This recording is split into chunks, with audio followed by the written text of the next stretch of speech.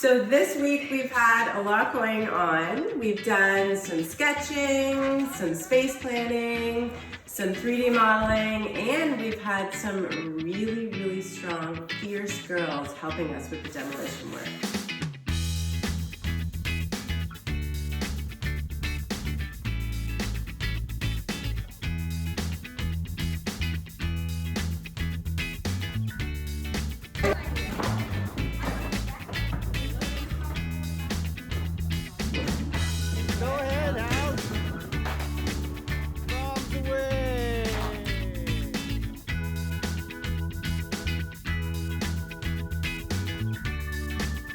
Nowadays, everything goes around the kitchen.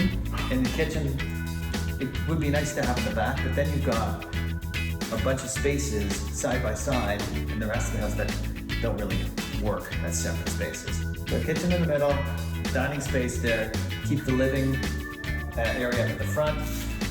Okay, so this is the biggest debate that we're having right now. This back part of the house is meant to be our family room, living space, TV room, fireplace. The whole back is meant to be glass.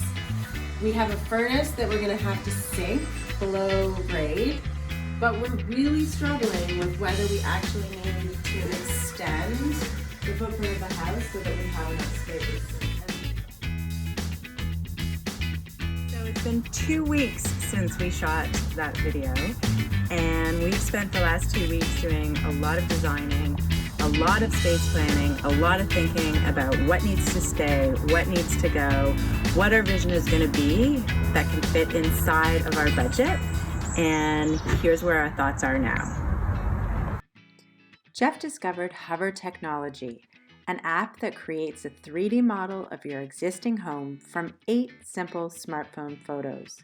Within 24 hours of uploading photos to the program, Hover created this 3D model of our original home. From there, Jeff uploaded the model into SketchUp and designed our exterior renovation, consisting of a side addition as well as a 2-level extension off the rear of our house. We'll now walk you through this design, floor by floor, sharing our ideas and some design inspiration shots along the way.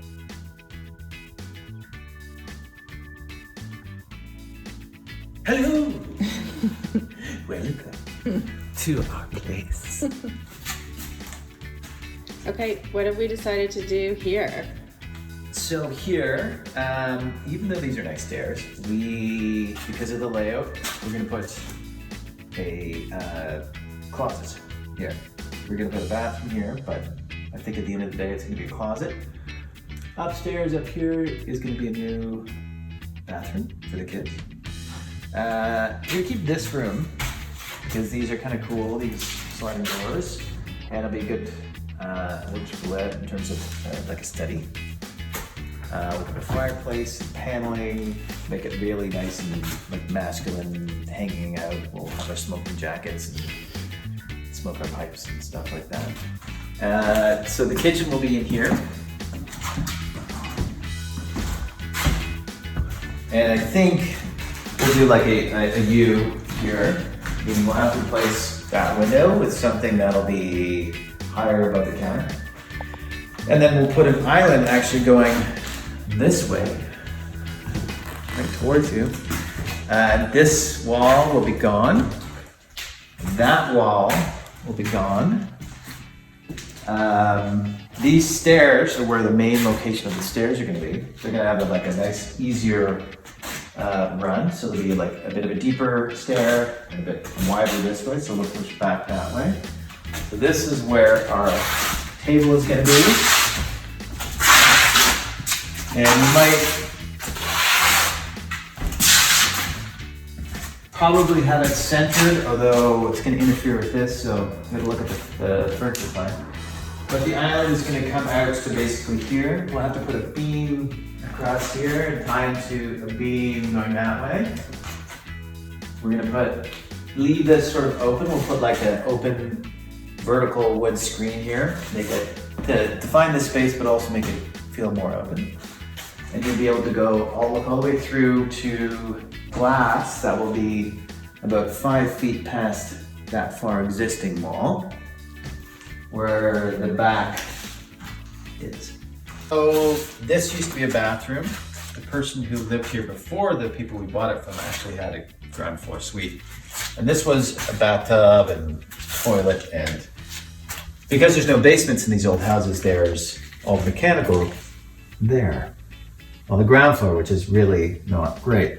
That is the southwest side, the best light in the house. So we're gonna put that mechanical and put it underground. We're gonna get rid of everything from here to there across. This will go out as far as we can go, which will probably be 5 or 6 feet. And you'll see glass. There'll be a fireplace right about here, gas fireplace, and a glass all the way there. Living space here, and then with nice light coming in all the way there. So this area now we're going to remove, along with the back part there. But this is going to be part of the footprint of the new. And the new door will actually be almost right behind you where that one is. This one will be stepped back a bit.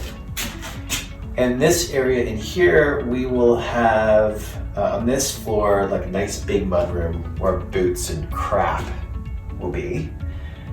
And storage also in this area with a washroom. So washroom locations are important, thinking because of in and out. It's usually the first and the last thing you need to do. So bathroom location on the first floor is very important. Right. Because we don't have a basement, we're gonna build out this way. We're gonna do a bit of a half front garage for bikes and stuff. So kids coming in, first thing they like to do is dump their bikes and go inside. So you can either design to think about ideal ways people will perform or act, which would be the kids would come and they put their bikes in the back in the shed. They'd come in, they wash their hands, and they'd be nice and clean. The reality is they would come in, rip in, step off their bikes and step inside. So you have to design according to how they're really going to act and make that flow simple. So we'll do a front shed for that kind of stuff, for toys, for bikes. When I say toys, like outdoor stuff, like surfboards or whatever. And then behind that, we're going to do like a ping pong room, which will be what would be in a basement, but because we don't have a basement, it'll be on the ground floor here, with a bit of a bar, counters, that kind of thing. And then upstairs, we'll have our guest suite, where Amy's mom will be housed, along with a nice big TV room, and then a bunk room for the kids, and that'll be basically a separate wing where we can contain them and allow us to have all the people we need to up here. What? Silence. Allow us to have. Did you hear that? No, because it's. Okay, so here, this old bathroom, we're going to take this space and make it part of Gavin's room. Again, we're going to move the bathroom to the front, where the stairs right now are, but we're going to put a new, larger kids' bathroom there. This is where the main stairs are going to be. This wall, and this wall, and this wall will all be gone. So the landing will be bigger. The stairs will go here. We have our master bedroom, which will start basically right here. There'll be a bit of a closet here, which will be part of a walk-through closet behind the bed. And again, glass past, you can't see it, but there's where the old, let me show you. There's the old extension here, but we're gonna go 5 feet past that, and then up. And then here there'll be a cathedral ceiling. So you're coming, you have a cathedral ceiling where you see the nice rafters, glass, and then there'll be, behind you there'll be our master bath there. This will be open and there'll be the main flow through to our entertainment area. You'll also have right here, actually where you are taking the camera right now, you're in the laundry room. And linen closet here, linen closet there. Which I'm very excited about. A linen closet. We have lots of linens. Love linen. Put linen on everything, even on salads. So coming up here, this will be a nice bigger stairway. Again, not quite twice as wide. Up here will be Amy's office and like a studio space for yoga and like small weights and that kind of thing, because again, we don't have the basement. We have already the floor here, opened up the rafters. So when you're looking here, you actually see, because the rafters, how close they are, you don't see the height of the ceiling. So you have to reduce the amount of rafters, joists, and raise it up so you actually see the nice peak roof. We're gonna put in a skylight here, right there, right there, and right there, which make this even more open. This will be where Amy's office is gonna be. And then this will be where the workout studio area will be. We're trying to keep costs down. So the biggest thing with costs is overall square footage. And then the unit costs for those square footage things. So like floors and walls are huge. Windows and doors are enormous. So for us, again, what we're gonna do, instead of replace all the existing windows, even though they're vinyl and they're not the nicest looking ones, you can paint vinyl, which is interesting, but it's a good cost savings. It'll be literally a quarter the price to paint it versus buying new.